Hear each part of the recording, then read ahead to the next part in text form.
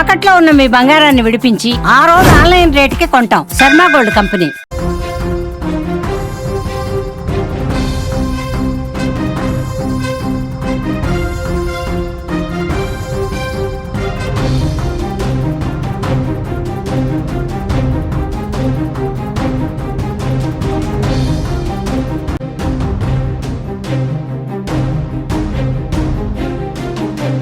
విశాఖలోని మధురవాడలో నిండు గర్భిణి అనూష హత్య కేసు గుండె బరువెక్కే ఘటనకు సాక్ష్యంగా నిలిచింది. ప్రసవానికి ముందు రోజే భర్త చేతిలో హత్యకు గురవ్వడం కలిచివేస్తోంది.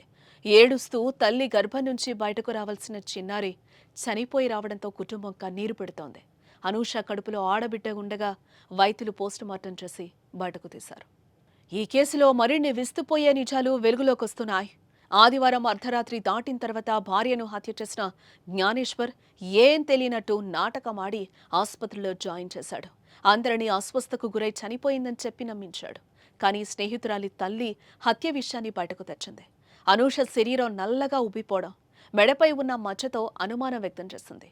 ఇవే విషయాలను పోలీసులకు తెలియచేయడంతో వాస్తవాలు బయటపడ్డాయి. జ్ఞానేశ్వర్ అదుపులోకి తీసుకుని విచారించగా నేరాన్ని అంగీకరించాడు.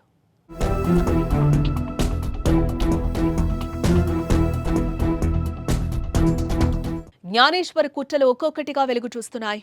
అనూష అమాయకత్వాన్ని ఆసరాగా తీసుకుని ఆమెను నిండా ముంచేసి చంపేశాడు. విశాఖ బీచ్ రోడ్లోని ఓ విద్యాలయంలో ఆమె హోటల్ మేనేజ్మెంట్ కోర్సు చేస్తున్నప్పుడు ప్రేమ పేరుతో వెంటపడ్డాడు. మంచివాడిగా నమ్మించి అతని కుటుంబ సభ్యులకు తెలియకుండా వివాహం చేసుకున్నాడు. ఆపై మధురవాడలో కాపురం పెట్టి తాను బెంగళూరులో ఉంటున్నానని తల్లిదండ్రులను నమ్మించాడు. పెళ్లైన నాటి నుంచి ఆమెను ఎలాగోలా వదిలించుకోవాలని అవకాశం చిక్కినప్పుడల్లా ప్రయత్నాలు చేశాడు.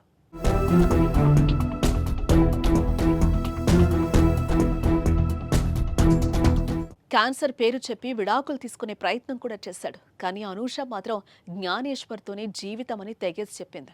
ఇక కడుపులో బిడ్డ పడ్డాక ఆమె ఓసారి ఫలూదా తాగాలని ఉందని అడిగితే తీసుకొచ్చి దాంట్లో నిద్రమాత్రలు కలిపించాడు.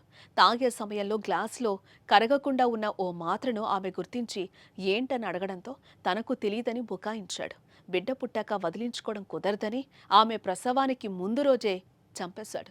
ఇలా తల్లి బిడ్డ మరణానికి కారణమైన జ్ఞానేశ్వర్ను కఠినంగా శిక్షించాలని డిమాండ్లు వ్యక్తమవుతున్నాయి.